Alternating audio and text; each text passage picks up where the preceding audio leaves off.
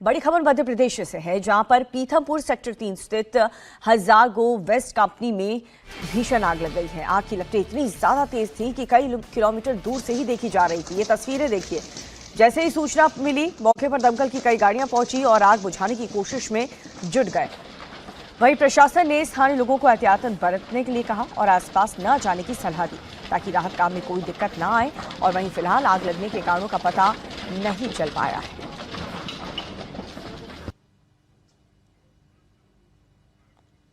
और ये तस्वीर आपको दिखा रहे हैं मध्य प्रदेश के पीथमपुरी की घटना, जहां पर भयंकर भीषण आग इस फैक्ट्री में लग गई है। और आग इतनी ज्यादा भयानक थी कि लोगों को आसपास बिल्कुल जाने की मनाही कर दी गई है। और साथ ही आप देखें कि सबसे पहले इस आग पर काबू पाने का प्रयास किया जा रहा है, ताकि ये आग किसी और फैक्ट्री, किसी और रिहायशी इलाके में ना जा फैले, क्योंकि एक तो गर्मी का मौसम है। ऐसे में जांच पड़ताल की जा रही है कि आग किन कारणों से लगी, लेकिन पहली प्राथमिकता यही है कि जल्द से जल्द आग पर काबू पाया जा सके। और उसके बाद ही ये जानकारी मिल पाएगी कि जिस वक्त यहाँ पर आग लगी, कंपनी के अंदर कोई मौजूद था, कितना कुछ नुकसान हुआ। इन सभी का आकलन तब होगा जब फायर फाइटर्स की टीम पूरी तरह से आग पर काबू पा लेगी। तो आप देख सकते हैं, जैसे ही सूचना फायर फाइटर्स को दी गई, वहां पर टीम्स पहुंचती हैं और आग पर काबू पाने का प्रयास किया जा रहा है। पीथमपुर सेक्टर 3 में हजारगो कंपनी है, जो इंडस्ट्रियल वेस्ट डिस्पोजल की कंपनी है, उसमें ये आग स्टार्ट हुई थी। और कंपनी के आसपास के प्रेमाइसेस में अभी ये आग लगी थी। उसके बाद आग लगने की सूचना प्राप्त होने पर तत्काल प्रशासन, पुलिस, नगर पालिका सभी के द्वारा प्रयास किए गए। वर्तमान में यहाँ पर लगभग 10 फायर टेंडर और 10 टैंकर पानी के, एक ट्रक टैंकर सभी बुलाकर मौके पर अलग अलग लोकेशन पे आग काबू पाने का प्रयास कर रहे हैं। और साथ ही इंदौर से 2 foam fire extinguisher foam tenders भी बुलाए गए हैं। और इसी के साथ कुछ बजरी के डंपर्स की भी व्यवस्था की गई है, जो कि आग को फैलने से रोके। अभी हमारा पूरा प्रयास है कि आग जितने प्रेमाइसेस में फैला है उससे आगे ना बढ़ पाए, इसी के लिए सभी प्रयास कर रहे हैं। इंडस्ट्रियल वेस्ट डिस्पोजल का प्लांट है, तो बेसिकली केमिकल्स हैं, उसमें कुछ इन्फ्लेमेबल केमिकल्स होंगे, जिसकी वजह से आग लगने की संभावना। किसी कंपनी को चपेट में लिया है? उसी प्रेमाइसेस में आसपास की एक कंपनी और थी जिसमें आग फैली है। उसमें जितना एरिया अफेक्टेड है वो तो है ही, बाकी पर काबू करने का प्रयास किया जा रहा है। अभी तो कोई जनहानि की सूचना नहीं प्राप्त हुई है और जो आसपास लोग थे उन सबको इवैक्यूएट कर लिया गया था जैसे ही आग की सूचना। आज सुबह की बड़ी खबर, अमेरिका ने अपनी तरफ से ईरान के साथ सीज फायर बढ़ाने का ऐलान कर दिया है। अमेरिका के प्रेसिडेंट डोनाल्ड ट्रंप ने कहा कि पाकिस्तान की रिक्वेस्ट पर अमेरिका सीज फायर बढ़ा रहा है और ईरान से प्रस्ताव का इंतजार कर रहा है। हालांकि ट्रंप ने दोहराया है कि अमेरिका की नाकेबंदी जारी रहेगी। ट्रंप ने कहा कि ये सीज फायर ईरान से मिलने वाले प्रस्ताव और उस पर बातचीत तक के लिए बढ़ा दिया गया है। इसके साथ ही अमेरिका के उपराष्ट्रपति जेडी वांस का इस्लामाबाद दौरा भी स्थगित हो चुका है। तो होर्मुज की नाकेबंदी जारी रहेगी। अमेरिका की तरफ से यह स्पष्ट कर दिया गया है कि नाकेबंदी नहीं हटेगी और ना ही अमेरिकी सैनिक वहां से हटेंगे। तो स्ट्रेट ऑफ होर्मुज को लेकर के जो जंग है वो अभी थमती हुई नजर नहीं आ रही, क्योंकि ईरान एक तरफ कह रहा है कि आप स्ट्रेट ऑफ होर्मुज से अपने जो सैनिक हैं, अपने जो जहाज हैं, ये नाकेबंदी को बंद करें और तुरंत वहां से पीछे हटे, तब जाकर के बातचीत होगी। लेकिन अमेरिका ने साफ कह दिया है कि सीज फायर हम आगे बढ़ाएंगे और सीज फायर तब तक आगे बढ़ता रहेगा जब तक ईरान की तरफ से कोई माकूल प्रस्ताव नहीं दिया जाता, जब तक ईरान अमेरिका की उन सभी शर्तों को नहीं मान लेता, तब तक दूसरे दौर की वार्ता पर भी अभी भी संशय बना हुआ है। तो ईरान की सरकार इस समय गंभीर रूप से बटी हुई है। पाकिस्तान के आर्मी चीफ और प्रधानमंत्री के अनुरोध पर यह कदम उठाया गया है ताकि ईरान अपनी एकजुट योजना पेश कर सके। ऐसे में वहां के नेताओं को एक प्रस्ताव तैयार करने का मौका देने के लिए अमेरिका ने हमले को रोक दिया है। फिलहाल मैंने अमेरिकी सेना को निर्देश दिया है कि वो ईरान पर नाकेबंदी जारी रखें और हर स्थिति के लिए तैयार रहें, ये प्रेसिडेंट ट्रंप की तरफ से कहा गया। इसका मतलब यह है कि सैन्य दबाव बना रहेगा, लेकिन सीधी कार्रवाई फिलहाल नहीं की जाएगी। सीज फायर तब तक जारी रहेगा जब तक ईरान की तरफ से प्रस्ताव नहीं आ जाता और बातचीत पूरी तरह से नहीं हो जाती। इसके बाद आगे की कार्रवाई पर फैसला लिया जाएगा। तो ये प्रेसिडेंट ट्रंप की तरफ से बयान दे दिया गया है कि ईरान के नए प्रस्ताव का इंतजार यहां पर किया जा रहा है। और इस पूरे घटनाक्रम को बताती हुई ये 6 तस्वीर आप देखिए। यूएस नाकेबंदी जारी रहेगी, प्रेसिडेंट ट्रंप ने ये पूरी तरह से क्लियर कर दिया है। ईरान के प्रस्ताव का इंतजार प्रेसिडेंट ट्रंप करेंगे, तब तक सीज फायर यूं ही जारी रहेगा।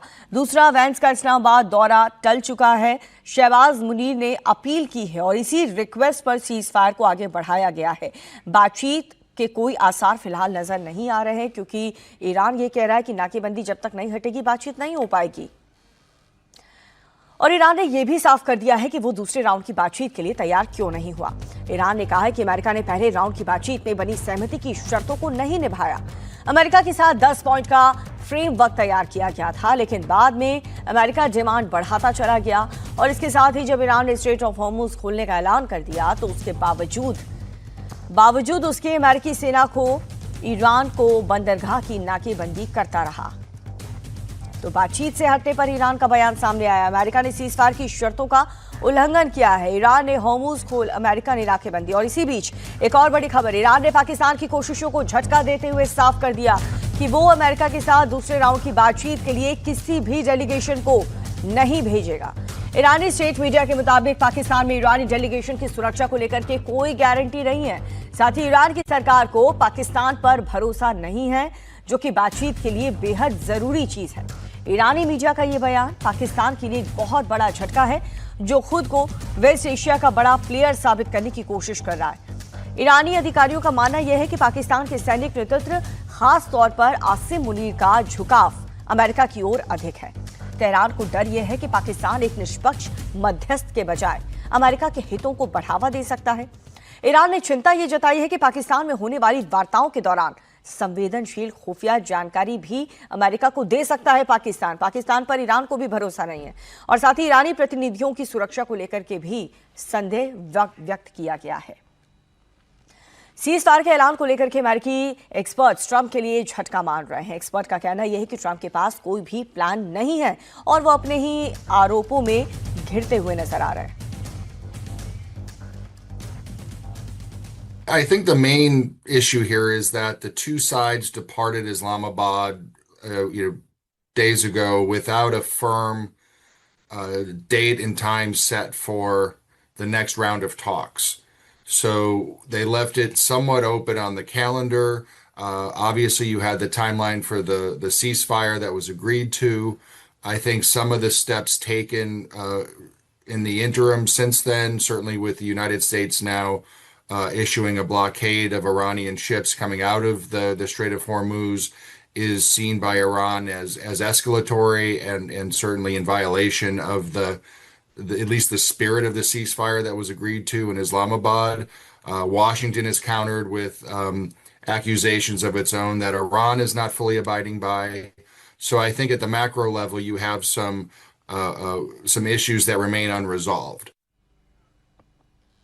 इस बीच तेहरान ने सरकार के समर्थन में हो रहे प्रदर्शन के दौरान आईआरजीसी ने शक्ति प्रदर्शन की कोशिश की है।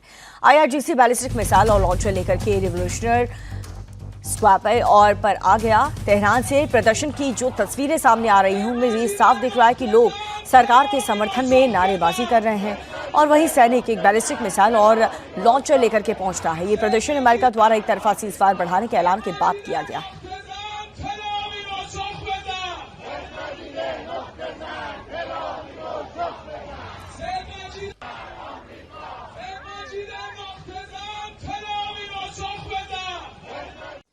कांग्रेस अध्यक्ष मल्लिकार्जुन खड़गे ने पीएम मोदी को लेकर के विवादित बयान दिया है। चेन्नई में प्रेस कॉन्फ्रेंस के दौरान खड़गे ने पीएम मोदी को आतंकवादी कहा, जिसके बाद देश में सियासी बवाल मच चुका है।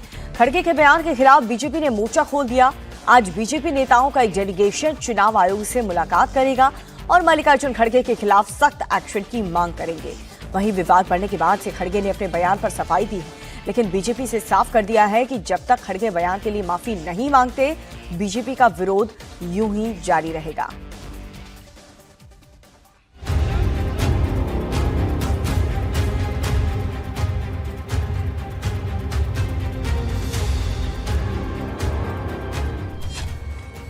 कांग्रेस अध्यक्ष की जुबान हुई बेलगाम।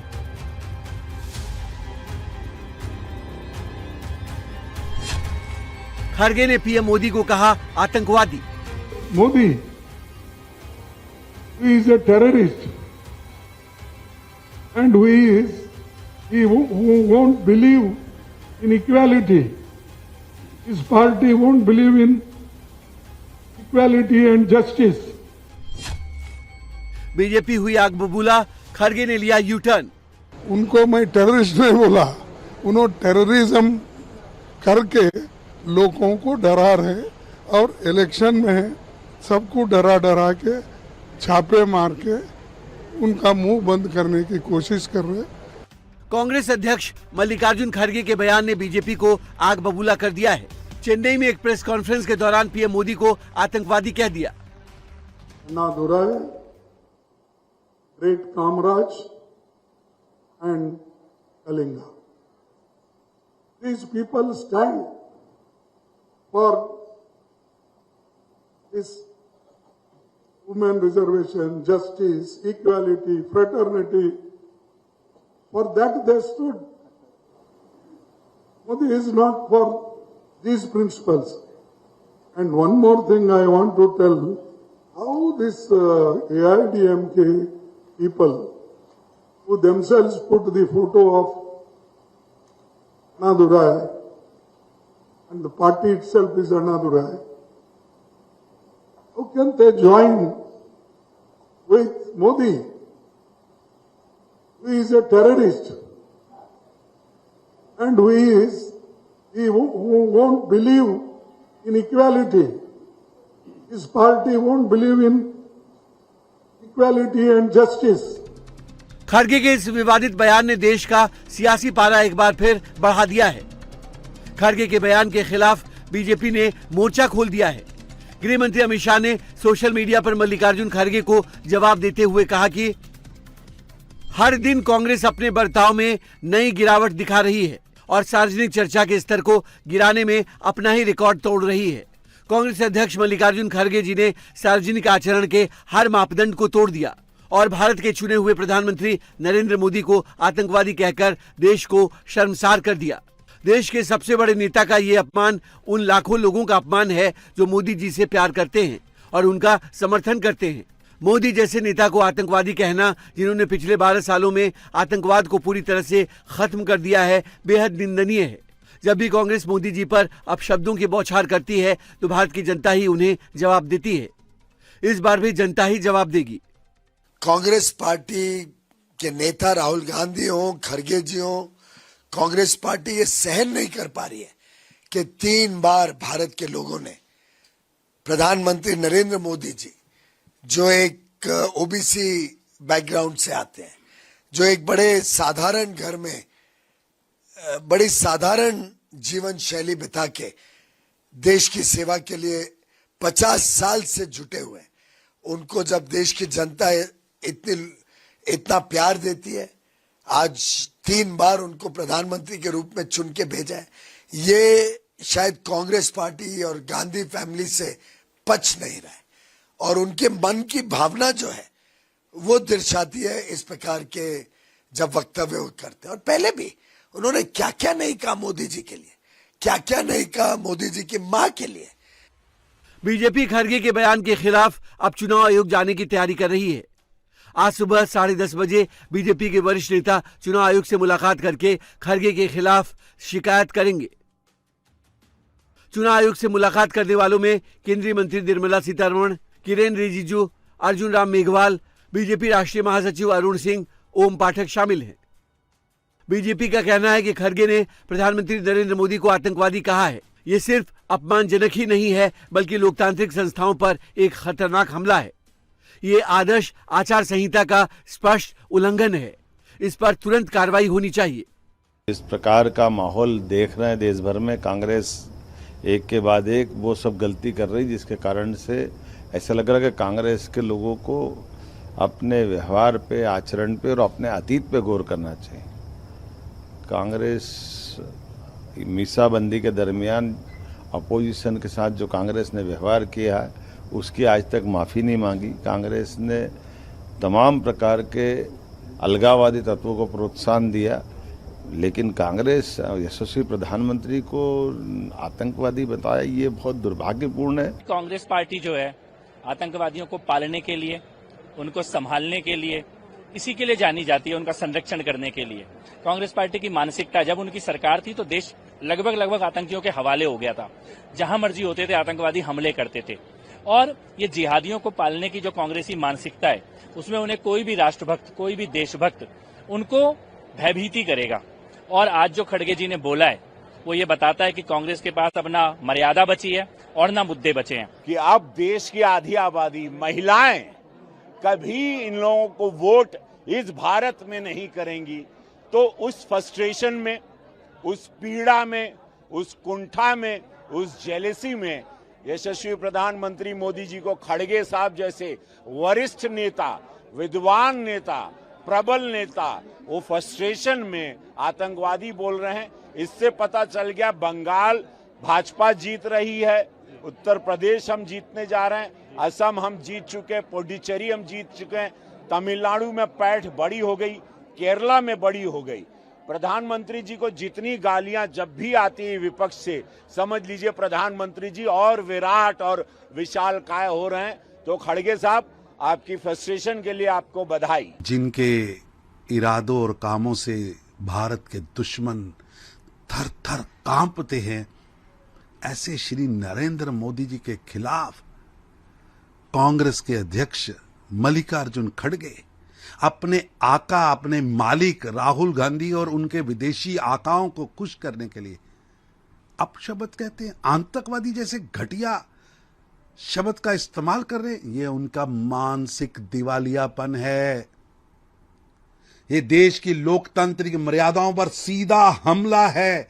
ये भारत के इंस्टीट्यूशन और भारत के प्रधानमंत्री पद पर हमला है।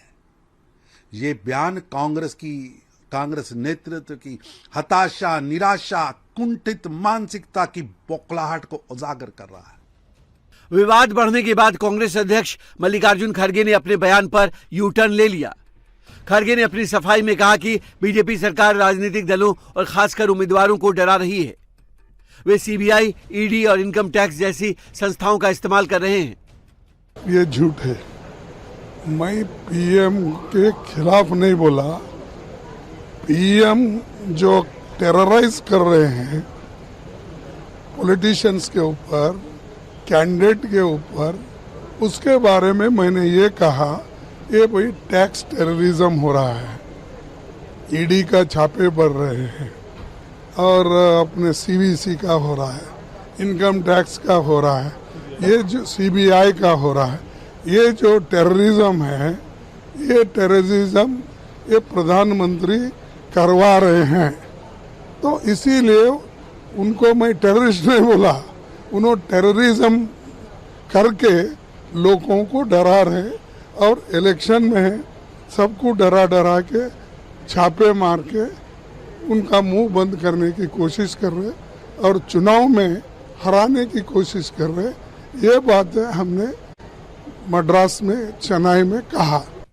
मामला आउट ऑफ कंट्रोल होता देख अब कांग्रेस के सीनियर लीडर भी खड़गे के बचाव में उतर आए हैं। पार्टी महासचिव केसी वेणुगोपाल खड़गे के विवादित बयान को अपनी भाषा में समझाने में जुट गए हैं। Prime Minister Modi is trying to terrorize the people by using ED, CBI, all things. This is what Mallikarjuna Kharge told. But this camera techniques nowadays you know that they're only using that clips. अब Congress party और खड़गे भले ही सफाई देकर मामले से बचने की कोशिश करें, लेकिन बीजेपी अब इस मुद्दे पर आर पार के मूड में दिख रही है। और अब देखिए दिव्यांग जनों के लिए स्पेशल न्यूज बुलेटिन। कांग्रेस अध्यक्ष मल्लिकार्जुन खड़गे के पीएम मोदी पर की गई टिप्पणी को लेकर बीजेपी ने चुनाव आयोग का दरवाजा खटखटाया है। बीजेपी ने इसे आचार संहिता का उल्लंघन बताया। साथ ही खड़गे से माफी मांगने और उन पर चुनावी प्रतिबंध लगाने और भारतीय न्याय संहिता के तहत केस दर्ज करने की मांग की है। इस मामले को लेकर बीजेपी का एक डेलीगेशन आज मुख्य चुनाव आयुक्त से मिलेगा। दरअसल खड़गे ने मंगलवार को तमिलनाडु में एक रैली के दौरान पीएम की तुलना आतंकवादी से कर दी थी। बंगाल विधानसभा चुनाव के बीच बीजेपी और टीएमसी कार्यकर्ताओं के बीच लगातार झड़प हो रही है। बताया जा रहा है कि पश्चिमी मेदिनीपुर के दंतांत में मंगलवार को टीएमसी कार्यकर्ताओं ने बीजेपी उम्मीदवार अजीत कुमार पर जानलेवा हमला कर दिया। घटना उस समय हुई जब चुनाव प्रचार चल रहा था। उसी दौरान कथित रूप से हमला किया गया। इस झड़प में दोनों पक्षों के कई लोग घायल हो गए। वहीं दुर्गापुर में भी रोड शो के दौरान बीजेपी और टीएमसी के कार्यकर्ता भिड़ गए, जिसमें कई लोग घायल हो गए।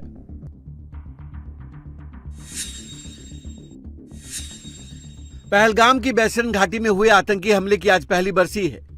शहीद स्मारक पर आज उन सभी पर्यटकों को श्रद्धांजलि दी जाएगी जिन्होंने उस आतंकी हमले में अपनी जान गंवा दी थी। इस श्रद्धांजलि सभा में जम्मू कश्मीर बीजेपी के कई नेता शामिल होंगे। वहीं इस मौके पर कश्मीर के सभी टूरिस्ट स्पॉट पर सुरक्षा बढ़ा दी गई है। सुरक्षा एजेंसियों को अलर्ट पर रखा गया है। दरअसल पहलगाम की बैसरन वैली में 22 अप्रैल 2025 को आतंकियों ने हमला किया था, जिसमें 26 सैलानियों की जान चली गई थी।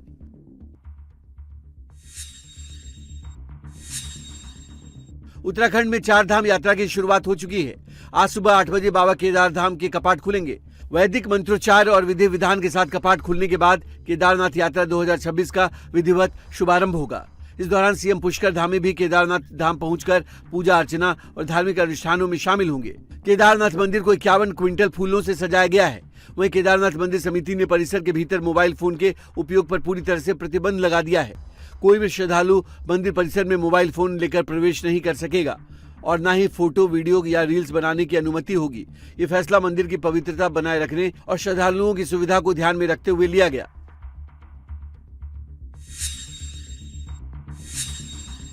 सनराइजर्स हैदराबाद ने इस आईपीएल सीजन में लगातार तीसरी जीत हासिल की। मंगलवार को टीम ने दिल्ली कैपिटल्स को 47 रन से हरा दिया। एसआरएच ने पहले बैटिंग करते हुए 20 ओवर में 2 विकेट पर 242 रन बनाए। वहीं दिल्ली 20 ओवर में 9 विकेट पर 195 रन ही बना सकी। हैदराबाद की ओर से अभिषेक शर्मा ने 68 गेंद में 10 चौके और 10 छक्कों की मदद से नाबाद 135 रन की शतकीय पारी खेल ली। बंगाल में पहले चरण की वोटिंग से पहले हिंसा और वोटर को धमकाने के मामले सामने आ रहे हैं। मंगलवार को प्रचार खत्म होने से पहले दुर्गापुर में बीजेपी और टीएमसी कार्यकर्ताओं के बीच भिड़ंत हो गई। यहां पर बीजेपी एक रोड शो कर रही थी, जिस पर टीएमसी कार्यकर्ताओं ने हमला कर दिया। सुरक्षा बलों ने जबरदस्त लाठीचार्ज किया, जिसके बाद हालात काबू में आए। तो वहीं वेस्ट मेदिनीपुर में बीजेपी उम्मीदवार की बाइक रैली पर भी हमला हुआ। पश्चिम मेदिनीपुर के दांतन में बवाल उस वक्त हुआ जब बीजेपी उम्मीदवार अजीत कुमार बाइक रैली निकाल रहे थे। उस वक्त अचानक से उन पर हमला हो जाता है। अजीत कुमार और उनके समर्थकों का आरोप यह है कि टीएमसी के कार्यकर्ताओं ने बीजेपी के जुलूस पर हमला बोल दिया, मारपीट की गाड़ियों को आग लगा दी। अचानक हुए इस हमले में बीजेपी के कई कार्यकर्ता जख्मी हो गए हैं। उनको हॉस्पिटल में भर्ती कराना पड़ा। तो पहले फेज की वोटिंग हो उससे पहले आप जरा हाल देखिए। और ये हर बार बंगाल के चुनाव में ऐसा ही कुछ होता है। बीजेपी और टीएमसी के कार्यकर्ता आपस में भिड़ गए, सड़क पर बवाल मच गया, लाठी डंडों से इन्हें हटाया गया है, बाइक में तोड़फोड़ की गई। पहले तो कार्यकर्ताओं के साथ मारपीट की गई। बीजेपी आरोप लगा रही है कि जो उनके कार्यकर्ता घायल हुए हैं उनमें टीएमसी के गुंडों का हाथ है। हमले में घायल बीजेपी के कार्यकर्ताओं की तस्वीर आपको देख रहे हैं और नाराज लोग थाने पहुंच करके घेराव करते हुए नजर आए। तो एक तरफ बंगाल में वार पलटवार और धमकियों का दौर जारी है, तो वहीं दूसरे चरण को लेकर के प्रचार का शोर भी जारी है। आज बंगाल के रण में गृहमंत्री अमित शाह की 3 रैलीज और एक रोड शो है। तो बीजेपी अध्यक्ष नितिन नवीन भी कई बैठकों के साथ रोड शो भी करेंगे। सीएम योगी आदित्यनाथ की आज बंगाल में 3 रैलीज हैं। असम के मुख्यमंत्री हिमंता बिस्वा शर्मा भी 2 रैली और 1 रोड शो करेंगे। तो वहीं सीएम ममता बनर्जी और अभिषेक बनर्जी की भी दूसरे चरण की सीटों के लिए चुनावी सभा है।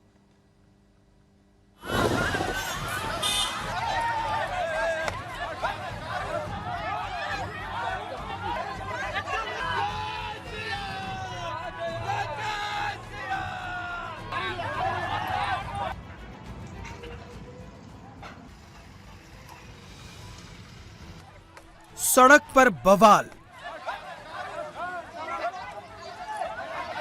आगजनी, बाइक में तोड़फोड़ और हंगामे की ये तस्वीर पश्चिम बंगाल से आई है।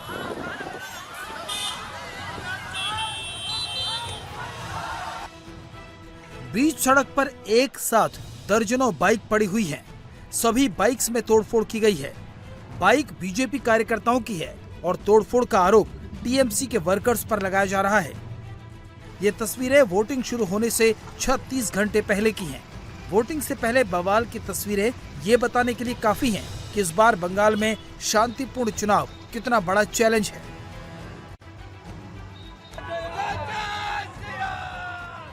जय श्री राम के नारे लगाते बीजेपी कार्यकर्ताओं के रोड शो पर टीएमसी कार्यकर्ताओं ने जय बांग्ला बोलकर हमला कर दिया।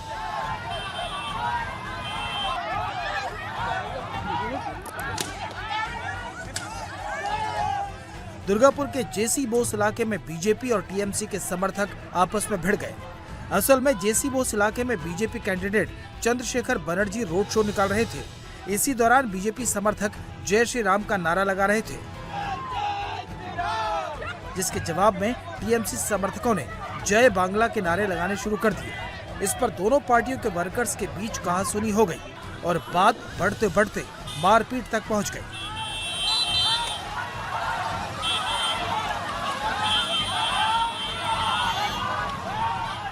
बीजेपी और टीएमसी दोनों ने एक दूसरे पर हमला और मारपीट करने का इल्जाम लगाया, जिसके बाद सेंट्रल फोर्सेस ने लाठीचार्ज करके हालात को कंट्रोल में किया। তো লিখিতভাবে অভিযোগ করছি এবং থানায় যাচ্ছি। আজকে 24 ঘন্টার মধ্যে যদি পিরু খান, সৌগত ব্যানার্জি এবং অপুকে অ্যারেস্ট না করে আমি নিজে থানায় ধর্ণা বসবো।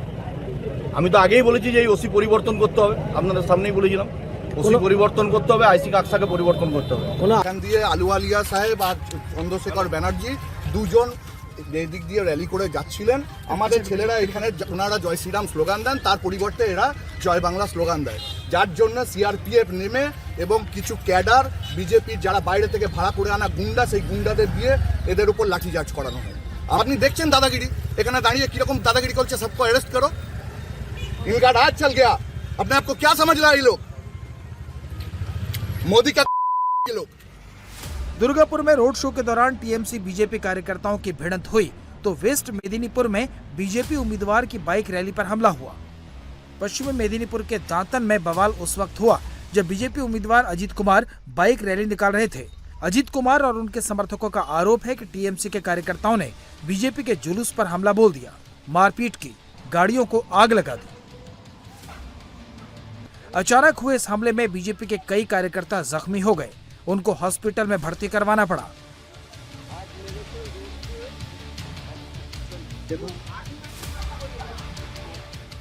इस बार अभी तक शांतिपूर्वक चुनाव का चल रहा था प्रचार, लेकिन कुछ जगह है जहां पहले से गड़बड़ होता था। इस बार आंतला में हुआ है, आंतला बस्ती दांतन का।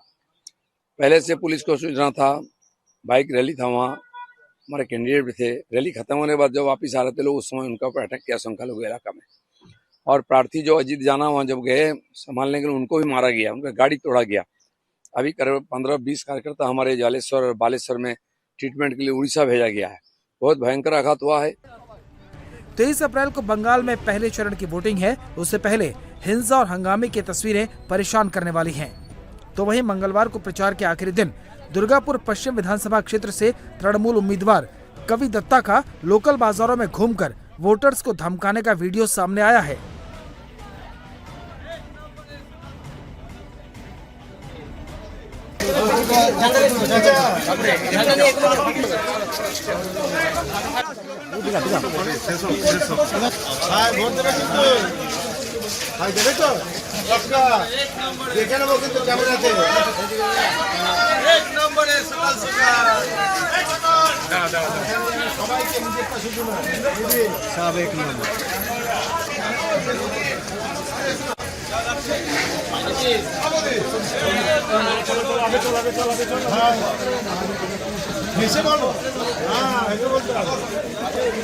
बीजेपी नेता अमित मालवीय ने एक्स पोस्ट पर ममता के कैंडिडेट की धमकी वाले वीडियो पर तंज कसा है।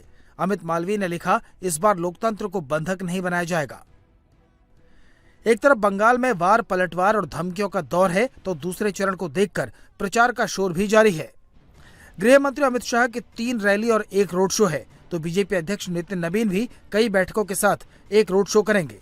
वहीं सीएम योगी की आज बंगाल में 3 रैलियां हैं। असम के मुख्यमंत्री हिमंता बिस्वा शर्मा भी 2 रैली और 1 रोड शो करेंगे। वहीं सीएम ममता और अभिषेक बनर्जी भी दूसरे चरण की सीटों के लिए चुनावी रैलियां करने वाले हैं। पूरे बंगाल में माताओं बहनों की सुरक्षा नहीं है। ममता दीदी को शर्म आनी चाहिए। एक महिला मुख्यमंत्री होने के बावजूद सालों तक संदेश खाली में घुसपैठिया बहनों के साथ अत्याचार करता रहा। एलजी कर, Durgapur college, Calcutta law college, कितनी कितनी जगह पर बहनों पर, माताओं पर, महिलाओं पर अत्याचार हुआ। और ममता दीदी कहती है 7 बजे के बाद माताओं बहनों को घर के बाहर नहीं निकलना चाहिए। अमित शाह के बोल रहे हैं अरे 23 तारीख को घुस जाना, नहीं तो सबको सबक सिखाऊंगा। मैं उनको कह रहा हूं भाई अगर हिम्मत होगा तो 4 तारीख बंगाल में रहना, सबक आपको जनता सिखा देगी। ये जो मिट्टी है ना, ये सबका है, किसी का पिताजी का नहीं है, किसी का बाप का नहीं है, किसी का मामा का नहीं है, ये हमारा है। जो हिंदू मुसलमान में बंटवारा करते हैं उसको करारा जवाब देना है, उसको सबक सिखाना है। जो हमसे देश के इंडिपेंडेंस के कम से कम 78-79 साल बाद जो हमसे कागज मांग रहे हैं, अब खड़गपुर वालों का समय आ गया है कि इनको सबक सिखा के आने वाले दिन में इनसे कागज मांगे। एक तरफ 23 अप्रैल को वोटिंग को लेकर तैयारी जारी है तो कोलकाता में मंगलवार को गृह मंत्री अमित शाह ने कोर टीम के साथ 4 घंटे लंबी बैठक की, जिसमें सेकंड फेज की विधानसभाओं के प्रभारी और प्रवासी कार्यकर्ताओं के साथ मंथन किया गया। पश्चिम बंगाल में पहले चरण के मतदान से पहले चुनावी माहौल पूरी तरह से गर्मा चुका है। राज्य में पहले चरण में 152 विधानसभा सीटों पर 23 अप्रैल को वोटिंग होनी है। इस बीच चुनाव आयोग के आदेश पर राज्य में कई कड़े प्रतिबंध लागू कर दिए गए हैं। पहले चरण के लिए 20 अप्रैल से ही राज्य में शराब की बिक्री पर रोक लगा दी गई। इस तरह 20 से 23 अप्रैल तक पूरे पश्चिम बंगाल में ड्राई डे घोषित कर दिया गया है। वहीं 142 सीटों पर दूसरे चरण के मतदान के लिए 25 अप्रैल की शाम से 29 अप्रैल तक की शराब की दुकानें बंद रहेंगी। वहीं 4 मई को मतगणना के दिन भी शराब की बिक्री बंद रहेगी, यानी उस दिन भी ड्राई डे ही रहेगा। इस तरह अप्रैल में 9 दिन और मई में 1 दिन सुबह में ड्राई डे रहेगा। साथ ही चुनाव आयोग ने संवेदनशील इलाकों में चुनाव से 2 दिन पहले बाइक रैलीज और जुलूस पर पूरी तरह से बैन लगा दिया। इसके साथ ही मतदान से 2 दिन पहले क्षेत्र में शाम 6 बजे से सुबह 6 बजे तक बाइक चलाने पर रोक रहेगी। और वहीं वोटिंग से 2 दिन पहले सुबह 6 बजे से शाम 6 बजे तक बाइक पर 2 लोग नहीं चल सकेंगे। केवल मेडिकल इमरजेंसी और पारिवारिक कार्यक्रम के लिए बाइक सवारों को छूट दी गई है। इसके साथ ही चुनाव आयोग ने राज्य में शांतिपूर्ण तरीके से चुनाव कराने के लिए पोलिंग बूथ पर तैनात पीठासीन अधिकारियों को भी सख्त निर्देश दे दिए हैं। चुनाव आयोग ने पीठासीन अधिकारियों से ये कहा है कि वोटिंग से पहले वो जांच कर लें कि ईवीएम पर सभी उम्मीदवारों के बटन साफ साफ दिखाई देने चाहिए। उम्मीदवार के बटन पर कोई भी रंग स्याही नहीं लगी होनी चाहिए। किसी भी ईवीएम में कमी होने पर तुरंत सेक्टर अधिकारी को सूचित किया जाए। ईवीएम में किसी तरह की छेड़छाड़ न हो, यह भी सुनिश्चित किया जाए। आयोग ने साफ कर दिया है कि कहीं पर भी गड़बड़ी पाए जाने पर पुनः मतदान कराया जाएगा। तो पश्चिम बंगाल विधानसभा चुनाव में पहली बार गाड़ियों को क्लाउड कैमरों से लैस कर दिया गया है। पूरे पश्चिम बंगाल में 2600 गाड़ियों को लगाया गया है जो हर विधानसभा में घूम रही हैं। इन गाड़ियों पर लगे हुए क्लाउड कैमरों की फीड 24 घंटे फीड आयोग को भेजी जा रही है। अब की बार पश्चिम बंगाल चुनाव में कैमरा लगाने के लिए एक गाड़ी का इस्तेमाल किया गया है। इस तरह से 2600 गाड़ियां अलग अलग विधानसभा क्षेत्र में घूम रही है, जिसके ऊपर इंटरनेट से जुड़ा हुआ एक क्लाउड कनेक्टेड कैमरा लगाया गया है, जिसमें नाइट विजन है। ये फोकस बदल सकता है, फोकस, टिल्ट और पैन, यानी अगर अधिकारी यहां खड़े होकर जांच कर रहे हैं और यहां की फीड सीधे इलेक्शन कमीशन में जा रही है और वो देखना चाहते हैं कि आसपास क्या हो रहा है, तो ये 360 डिग्री घूम सकता है, वहां जूम इन कर सकता है। इस तरह से 2600 कैमरे हैं। फ्लाइंग स्क्वाड और स्ट्रेटेजिक स्क्वाड जो हैं, उनमें ये सब कैमरे लगाए गए हैं। यहां इस तरह के मैनुअल कैमरे का इस्तेमाल पहले होता था, लेकिन इसमें मैनुअल इंटरवेंशन है कि कैमरामैन कब रिकॉर्ड करे और कब ना करे, लेकिन ये कैमरा उस स्थिति को खत्म कर देता है। ये लगातार 24 घंटे सेंसिटिव इलाकों में ये फ्लाइंग स्क्वाड की टीम घूमती है और लगातार उन्हें जानकारी देती है। पैरामिलिट्री फोर्सेस के जवान भी तैनात है, जहां पर ये गाड़ी तैनात होती है, घूमती भी रहती है और तैनात भी होती है। पैरामिलिट्री फोर्सेस के जवान हैं और इस गाड़ी पे बाकायदा लिखा गया है। अगर आप पीछे आएंगे तो आपको दिखाई देगा West Bengal legislative election 2026 flying squad FS है ये 162 चौरंगी अकाउंट कॉन्स्टिट्यूएंसी का ये गाड़ी है। इस तरह से 2600 गाड़ी पूरे पश्चिम बंगाल में घूम रही हैं। कोशिश ये है कि अब की बार free and fair election Bengal में करवाए जा सके। ऐसी कनेक्टेड कारों की भी एक अहम भूमिका है। इसमें रिकॉर्डिंग यहां भी हो सकती है और ये क्लाउड कनेक्टेड भी है। अगर नेटवर्क का कोई इशू आता है तो ये सब फुटेज यहां कनेक्ट होती है। आज पहलगाम में हुए आतंकी हमले को 1 साल पूरे हो चुके हैं। आज का ही दिन था जब आतंकवादियों ने पहलगाम की वेस्टर्न घाटी में घूमने आए सैलानियों पर अंधाधुंध गोलीबारी की थी। हमले में 26 लोगों की मौत हो गई थी, जिसके बाद पूरे देश में गुस्सा था। आतंकियों ने लोगों के नाम पर धर्म पूछकर महिलाओं और बच्चों के सामने उनके आदमियों को गोली मार दी, जिसके बाद भारत ने ऑपरेशन सिंदूर लॉन्च करते हुए पाकिस्तान में मौजूद आतंकवादियों के 9 ठिकाने बर्बाद कर दिए, जिसमें 100 से ज्यादा आतंकी मारे गए। और इसके अलावा 28 जुलाई 2025 को सेना ने ऑपरेशन महादेव के तहत पहलगाम में मौत का खूनी खेल खेलने वाले तीनों आतंकवादियों को भी मौत के घाट उतार दिया था। वहीं अब घाटी में शांति है, बड़ी संख्या में टूरिस्ट पहुंच रहे हैं। हालांकि वेस्टर्न घाटी में किसी को भी एक तय सीमा से आगे जाने की इजाजत नहीं है, तो कश्मीर के सभी टूरिस्ट स्पॉट्स पर सुरक्षा बढ़ा दी गई है और सुरक्षा एजेंसियों को अलर्ट पर रखा गया है। हम इस वक्त बाइसेरन के उसी इलाके में मौजूद है और मेरे पीछे आप जो ये पहाड़ देख रहे हैं, इन्हीं पहाड़ों के रास्तों से घने जंगलों के बीच आतंकी यहाँ तक पहुँचने में कामयाब हुए और अपने नापाक मंसूबों को अंजाम दिया। वो एक ऐसा लम्हा था जब सिर्फ 20 मिनट में आतंकियों ने गोलियों की घनघर से 26 लोगों की जान ली और पूरी घाटी को खामोश कर दिया। 1 साल बीत गया, बहुत कुछ बदला, लेकिन उनकी यादें आज भी लोगों के दिलों में बसी हुई है। हालांकि 1 साल हो चुका है, बाइसेरन का ये इलाका जो है अभी भी पर्यटकों के लिए जो है बंद रखा गया है, लेकिन सुरक्षा में एक बहुत बड़ा बदलाव देखा जा रहा है, क्योंकि यहाँ जगह जगह पर अब सुरक्षा के खास इंतजामात किए गए हैं। ये खूबसूरत घाटी आप देख सकते हैं, यहाँ जहाँ तक आपकी नज़र जाएगी आपको बर्फ़ से ढके हुए ये पहाड़ नज़र आएंगे और एक खूबसूरत बस्ती जो है आपको यहाँ नज़र आएगी और सामने जो है लिदर नदी का बहता हुआ पानी जो है वो इस जगह को जो है और ज़्यादा खूबसूरत बना देता है। भले ही 26 लोगों की इस इलाके में जो है आतंकियों ने जान ली, हालांकि कुछ देर के लिए पहलगाम की जो सांसें थी वो रुक गई थी, लेकिन वक्त गुजरने के साथ साथ जो है पर्यटक इस जगह से ज़्यादा देर तक दूर नहीं पाए। पहलगाम की वेस्टर्न घाटी में 26 लोगों की याद में एक शहीद स्मारक बनाया गया है, जिस पर सभी लोगों के नाम लिखे हुए हैं। पहलगाम सेल्फी पॉइंट के पास ये स्मारक है, जहां पर आने वाले हर पर्यटक श्रद्धांजलि अर्पित करके घाटी में शांति की कामना कर रहे हैं। हम इस वक्त पहलगाम के सेल्फी पॉइंट के पास मौजूद है, जहां पर उन शहीदों की याद में मार्टियर्स मेमोरियल बनाया गया है और उन सभी लोगों के नाम जो है यहाँ पर लिखे गए हैं। 26 लोगों की उस आतंकी हमले में जान चली गई थी, जिसमें एक लोकल पुलिस शामिल था।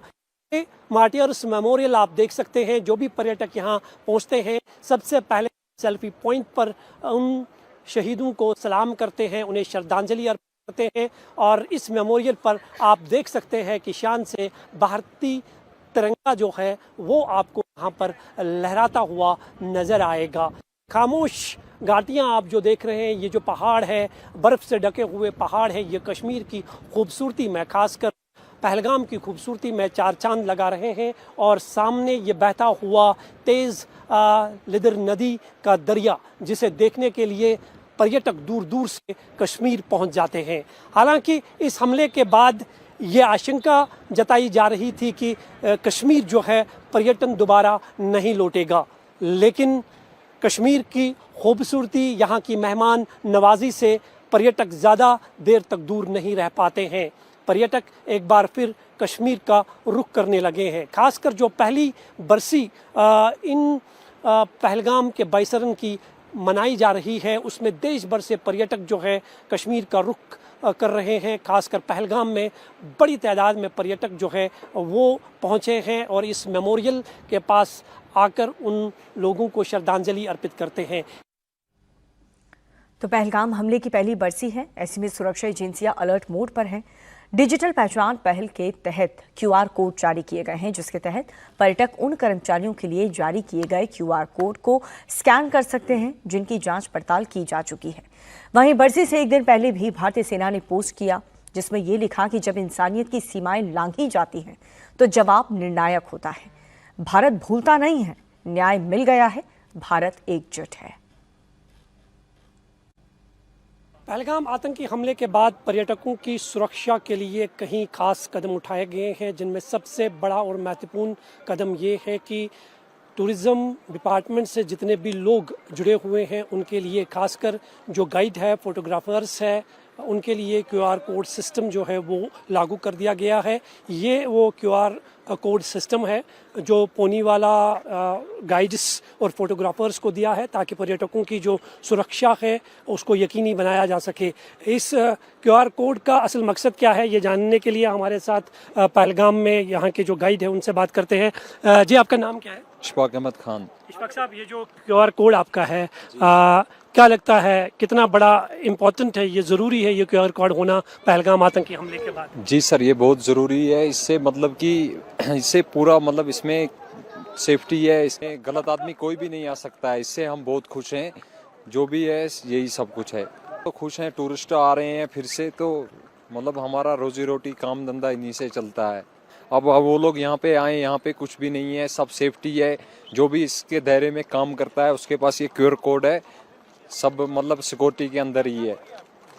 आप देख सकते हैं ये क्यूआर कोड जो है, आप पर्यटक जितने भी कश्मीर आते हैं, खासकर पहलगाम, सोनमर्ग जो सबसे खूबसूरत पर्यटन डेस्टिनेशंस है, वहाँ से ये इनिशिएटिव लिया गया है पहलगाम आतंकी हमले के बाद कि क्यूआर कोड सिस्टम जो है उसको लागू किया जाए, क्योंकि क्यूआर कोड सिस्टम ऐसा है जिसे स्कैन करने पर जो है सारी जानकारी सामने आ जाती है। और ये सिर्फ उन लोगों को दिया गया है जो टूरिस्ट्स के साथ वाबस्ता है। घाटी में अब शांति है, पर्यटक बिना किसी डर के घूम फिर रहे हैं, तस्वीरें खिंचवा रहे हैं, लोगों से आने की अपील भी कर रहे हैं और सुरक्षा इंतजाम की बेहद तारीफ कर रहे हैं। हम सोच रहे थे कि शायद कम मिलेंगे और हमको भी अंदर से कहीं आते वक्त लग रहा था कि 1 ईयर कंप्लीट हो रहा है तो इट शुड बी सेफ और नॉट, बट यहाँ आकर ऐसा कुछ फील नहीं हुआ। इनफैक्ट बहुत खुश हैं क्योंकि यहाँ लोग भी बहुत ज़्यादा कोऑपरेटिव हैं, बहुत सपोर्ट मुझे लोगों से, होटल स्टाफ से लेकर यहाँ तक जितना भी एक्सपीरियंस है वो बहुत अच्छा रहा। बिल्कुल आइए, यहाँ कोई डर नहीं है, कोई फेयर नहीं है, कोई माहौल ख़राब नहीं है, they are all very cooperative. और सबसे अच्छी बात है कि इस खूबसूरती को अपने दिल और अपने दिमाग में बना के रखो कि ये इतना होने के बावजूद भी, इतना जो डेडली उन्होंने किया है उसके बावजूद भी लोग आ रहे हैं, तो पीपल को यहाँ पे कितना ट्रस्ट है, कश्मीर के प्रति उनका प्यार दिखाता है ये कि वो इतने बड़े हादसे के बाद भी डरे नहीं है, they are coming and they are enjoying. और अब खबर यूपी के बरेली से, जहां पर योगी की पुलिस ने हिंदू महिलाओं पर अभद्र कमेंट करने वाले हसन खान को गिरफ्तार कर लिया है। दरअसल आरोपी हसन खुद को पुलिसकर्मी बताता था और सोशल मीडिया पर आए दिन रील बना करके डालता था। इस क्रम में उसने वीडियो डाली जिसमें वो शादी में नाच रही हिंदू महिलाओं पर अभद्र कमेंट करता दिखा। इसके बाद हिंदू संगठन की ओर से शिकायत दर्ज कराई गई और जब पुलिस ने आरोपी को पकड़ा तो पता चला कि आरोपी खुद को पुलिसकर्मी बताता था और सोशल मीडिया पर रौब झाड़ता था। हालांकि जब पुलिस ने आरोपी को पकड़ा तो वो माफी मांगता हुआ नजर आया। है कोई कमी में, है कोई कमी इनमें बरेलियों में? क्या बताएं यार, ऐसी ऐसी जगह पे फंस जाते हैं, कभी कभी मुश्किल हो जाता है भाई सब निकलना। ये हमारा दरोगा जी खड़ी हैं। सर जी क्यों जा रही हूँ? सही है, इनके साथ में ड्यूटी करता हूँ और आज लंबा टूर था।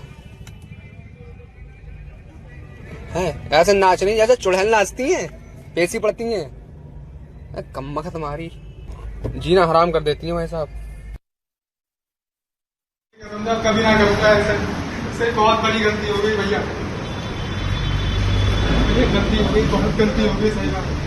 और गलती कसम से बहुत गलती हो गई, कभी ऐसी काम नहीं करूँगा। कभी नहीं करूँगा, सही बात, कभी ना करूँगा, ऐसे कोई काम कभी नहीं करूँगा, देखिए कभी ऐसी कोई गलती नहीं होगी, कभी कोई काम नहीं करूँगा, सही बात, मुझे माफ कर दो, मैं कभी कोई काम नहीं करूँगा, सही बात, कभी नहीं करूँगा, मुझसे गलती होगी, बहुत बड़ी गलती होगी, कभी नहीं करूँगा, सही बात, मुझे माफ कर दो, मुझे